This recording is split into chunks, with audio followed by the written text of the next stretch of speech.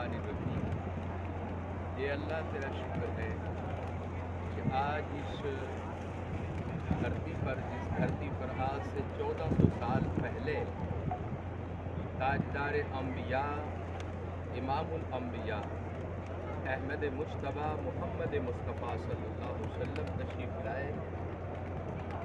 और इसी धरती की अल्लाह ने कुरान में कसम भी उठाई कि ला उक़सिमु बिहाज़ल बलद व अंता हिल्लुम बिहाज़ल बलद। और यही वो धरती है जहाँ मेरे आका अलैहिस्सलाम की आमद हुई।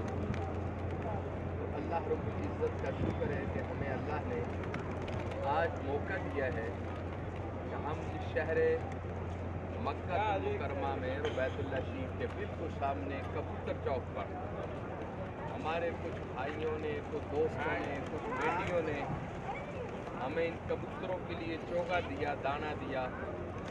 आज वो कर्ज अपने तमाम साथियों की तरफ से अदा किया और फकीर अपनी तरफ से भी अल्लाह ताला हमारा ये कर्ज इन कबूतरों के ऊपर जो है आज वो मुझे अल्लाह ने अदा करने की हिम्मत दी है, तौफीक दी है।